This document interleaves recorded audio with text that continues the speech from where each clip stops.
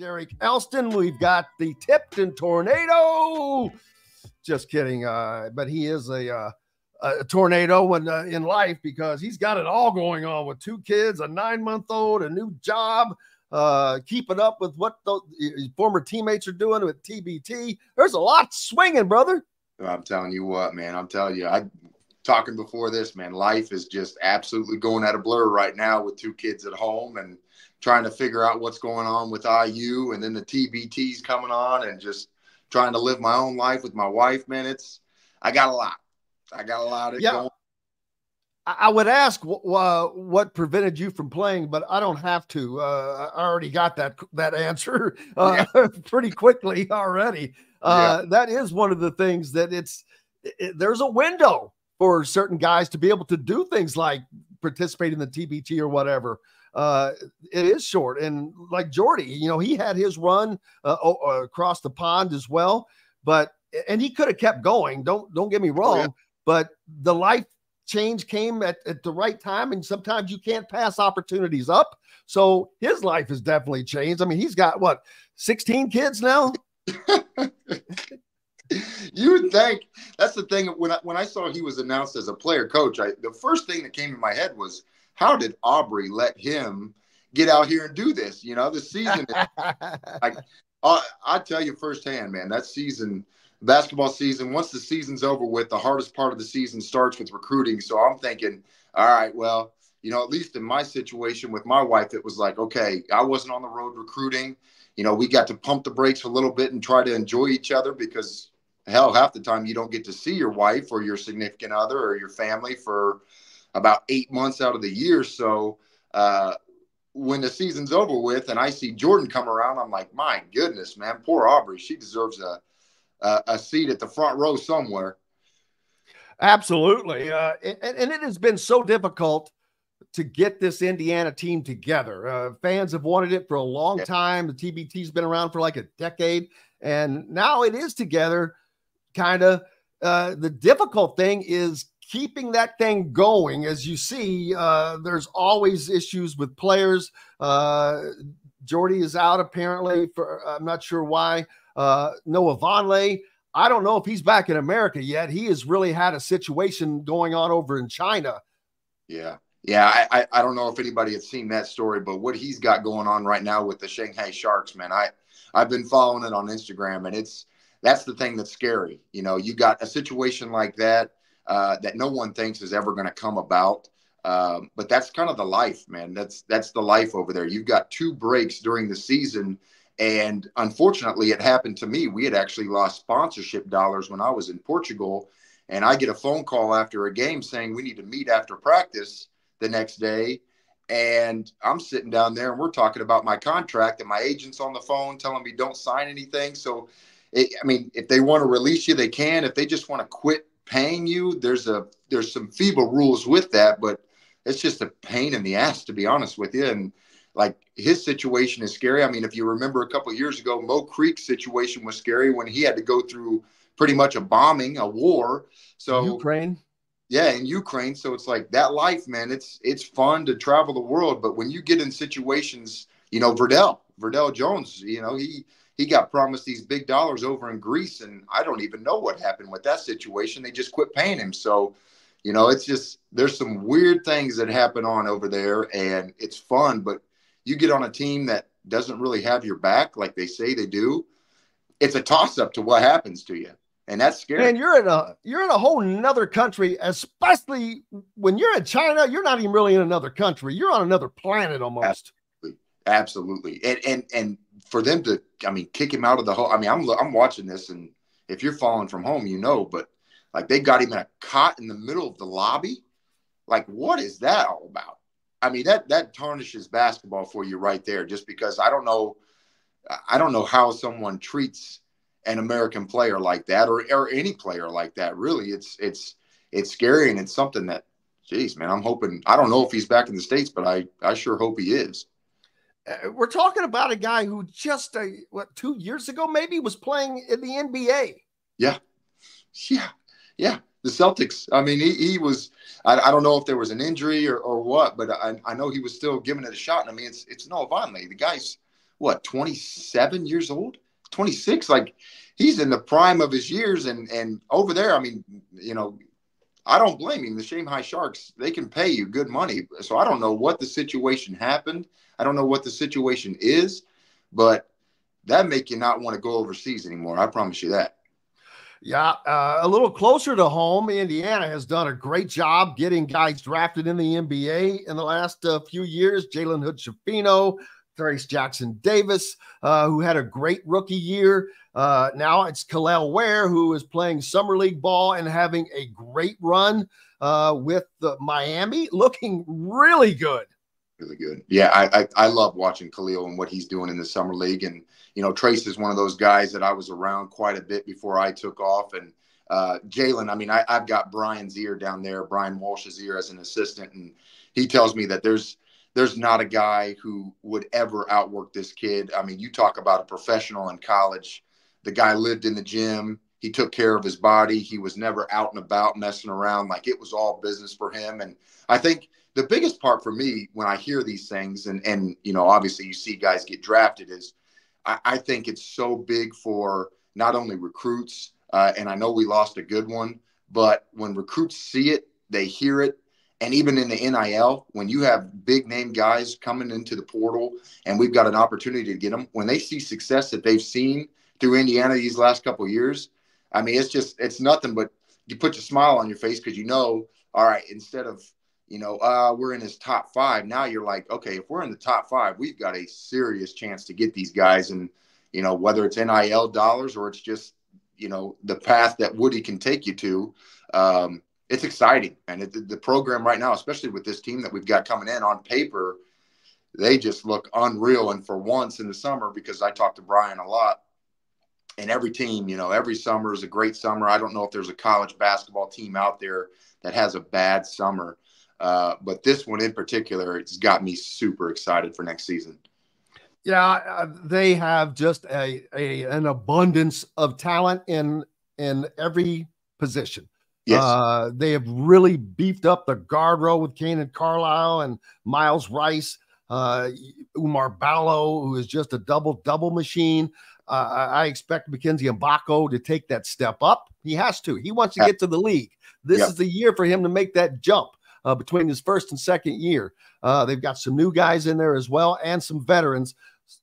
Luke Goody also shooting. They should have everything they need to have a very successful season. Oh, there's no doubt. I think the hardest part of this season, and I talk with a lot of my buddies and former guys that I played with, I think the hardest part of this season is going to be, you know, who plays where and how much minutes do they get. I think that's the biggest question. And we ran into it with our senior year team. I ran into it my first year on staff when we won the Big Ten championship in 2016, the 15-16 season.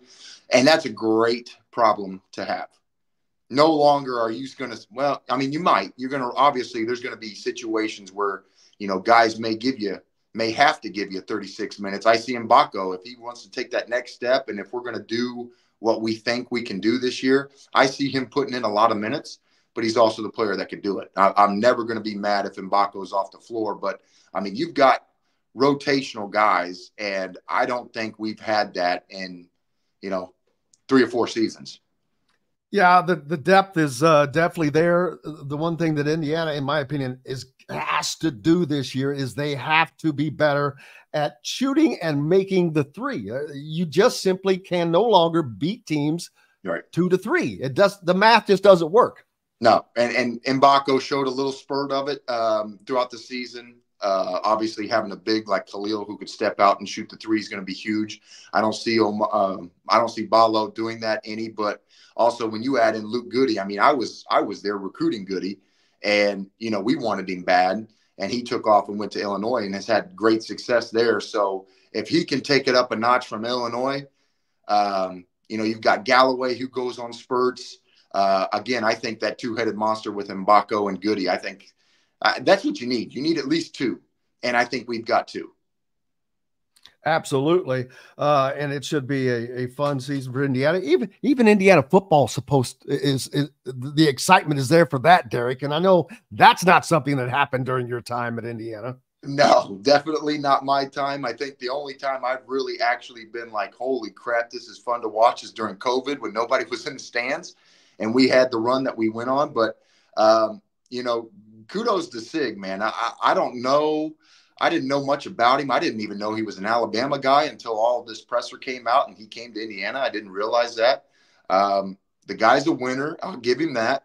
He's saying all the right things. He's doing what he needs to do to get everybody to get on board. And from what I hear around these parts here in Carmel, a lot of people are on board. And, you know, a little bit of it is going to be the previous staff schedule. I think this year's schedule is going to favor IU pretty well. But if you can just see some guys who can break out and give you some highlight plays, I don't care who you're playing with. I mean, that's fun to watch. So as long as he can keep it going and win, like he says, he's going to have a ton of success because these guys are begging for football. As busy as you are, man, you're up to date on everything that's going on all around. You are a well-rounded individual. I'm well-rounded with Indiana. And the beautiful thing is my daughter is so on board with it. My oldest, Parker, she's 2.5, and she'll come down in my jersey and say she wants to be a Hoosier and she wants to do some cheers like they do on TV. So anytime I've got it on TV, she's all with it. So that's amazing. It's fun. It makes a lot. That has to be just incredible for you. I mean, just those moments of just sitting there has to be incredible. Sitting there, or her coming down in her making her way down the stairs in one of my jerseys is just the funniest thing I've ever seen. And for her to say, I'm going to be a Hoosier, Daddy, is just kills me. Man, you've got to get that on tape. That's a commercial right there for Merchants Bank. Maybe. I've got, hey, if you want to sell that, we could sell that all day. Listen, she's 99 percentile in height. That should be a shock to nobody. 96. The girl has more definition in her shoulders than I ever thought I could ever get as a player, as a guy who goes to the gym 4 days a week now. Like, she's ripped at 2.5, and she knows it too. So, Terry Morin, you might have to make a call. That's hilarious. Well, you know, when Indiana women's basketball rolling, the WNBA is brought in a lot of excitement. And I have to say, the Caitlin Clark effect is real. And I can say that because I have found myself a couple of times finally sitting down and stopping whatever, you know, working at like 7 or 7:30, grabbing something to eat and turning the TV on, and a game happened to be on. And I'm like, oh. And so I end up watching the damn thing and falling in. And I'm like going, and after doing that twice, I'm like, okay, this is real, because I would have never even stopped to consider watching that game. Yeah, and the Angel Reeses of the world and everybody who has given her a bunch of shit, man. I like, listen, when the tide rises, all boats float. You know, I don't understand what the backlash is with this. Like, listen, I mean, as an Indiana fan, we hated when Caitlin Clark, or we loved it, depending. Loved it when Caitlin Clark, hated it when Caitlin Clark came into the building. But no matter what, eyes were on that game. And you're right, man. To have Caitlin Clark get me to turn the channel away from golf, a U.S. Open, dude, that takes some serious doing. And you're right. I catch myself doing the same thing. Like, hey, let me just check in and see how she's playing. And you'll get going, and 5 minutes in, she'll hit a 30-footer, and you're like, damn, okay, this is fun to watch. And I don't understand why people are hating on her, because, I mean, yes, I get it, man. All eyes are on her, and Angel Reese thinks that she's owed something that, you know, maybe she deserves, maybe she doesn't. I don't know, and I don't care. When eyes are – it's like, this is the whole thing. Coach Green used to do this. He used to say, you know, we'd come to practice, especially our senior year. We'd have, you know, whatever, 10, 20 GMs, scouts, you name it, coaches, NBA coaches. And yes, they were looking at Cody. They were looking at Vic. They were looking at Christian, whoever. But they were also looking at you. And so if you had an opportunity to shine some light on yourself, you know, maybe a GM goes, hey, who's this guy? He's having a good practice. And that's all it takes, is just one opportunity to have eyes on you. And then, boom, you're rolling. So I don't understand it, but I think she's starting to get the respect that I think she deserves. And like you said, man, the WNBA is fun to watch. Well, to back up your point even more so, not that you need me to back up your point, but Tom was recently on with us, I think last week. Is always gracious with his time with us, but it was one of the more, it got more responses of just people being positive. And I think it was because we didn't talk basketball nearly as much. And as a matter of fact, at the end, he's like, we didn't even get to talk recruiting. But one of the things I did talk about with him was OG Anunoby. Yeah. He finds him looking for somebody, going to watch somebody else, but sees OG, who was I just saw this the other day, 272nd ranked player in his class. Yeah. And 272nd. I thought he was higher than that. Like in the 400s is what I thought he was. Listen, OG was one of those guys, and a lot of people don't even, their memory goes back that far, but we went out to Maui that year. We won the Big Ten championship. OG wasn't even playing. He wasn't even seeing the floor. We were getting beat.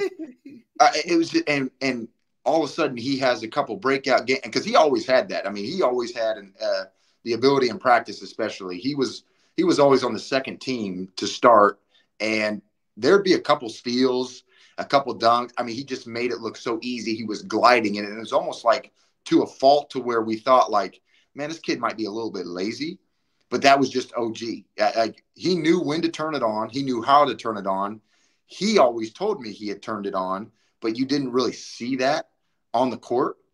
It didn't look like he was going fast. It didn't look like – and then, you strap a heart rate monitor around him, and, oh, man, his heart rate's through the roof. So he was going hard, but it just didn't look like it when you were watching him. And especially when you watch the film, it's like, OG's out here jogging. Well, he's not. He's just long. He's athletic as all get out. And he just made the game look so easy. And after that tournament, we started saying, like, we got to give him more minutes. And then, I mean, his career is his career. I mean, everybody saw that. And now, I mean, to sign a contract that he signed with the Knicks, clearly everybody else sees it too. You reach out. Hey, buddy, how about a little loan here? I could, that time I bought you Chipotle. Exactly. Yeah. And we'll pay back.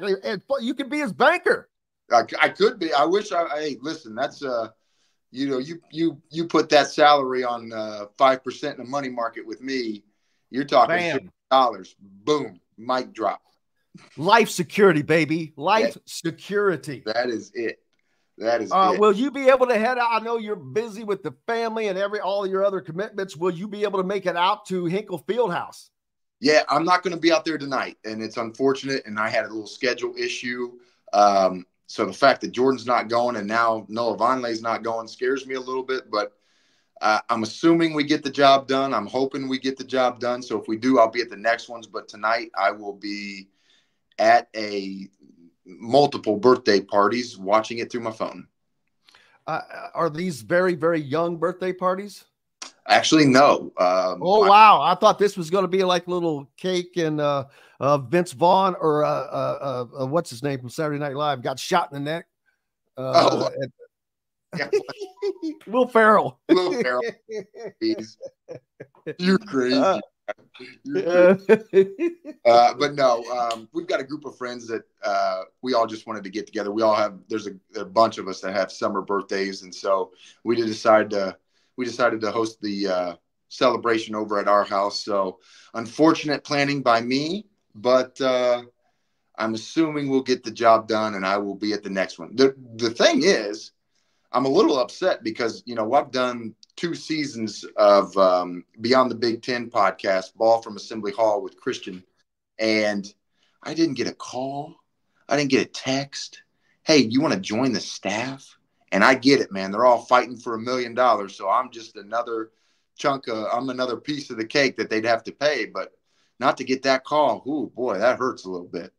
I hear you, man. Next year we've got to get Christian on the horn and say, hey, how about a little something for the effort? You would think, or even he's supposed to be the GM. Well, I don't know how he's not GM player. Like the guy works out now. I wondered about that too. He's in great shape. I can't believe I haven't seen Jordan work out, and I go down there often, and we talk, and you got the gym right under you, Jordo. Oh, I don't go work out, so I'm like, but you're going to be a player coach. Well, Christian's the one who looks like a player coach. Well, they may need him now, Derek. Yeah, no kidding. I didn't realize all these no-shows were coming. So I don't know. We'll see. But I think we've got a good crew. I mean, the reason why I want to go down there the most is, obviously the excitement and watching a game in Hinkle Fieldhouse is literally incredible. I've got a buddy of mine who's on staff. I worked with him at IU. Andrew Lentz is on staff at Butler. And he called me up one day. They were playing Marquette at home. And he's like, I got 2 tickets if you want to go. The place is just absolutely electric. I've never watched a college game in there. I've never seen a Butler game. So to be a fan and to watch that is unbelievable. So I know Indiana fans are literally chomping at the bit to get in this building and watch these guys tonight. I just really want to see those guys again. Newkirk is back in town. Devontae Green, Jawan's my guy. Race Thompson is he's a brother to me. So just to be around those guys again and see them and just forget basketball, man. How's life going? Like, is there anything I can help you guys with? Like, that's what I want to do. I want to catch up with my boys and just see how things are.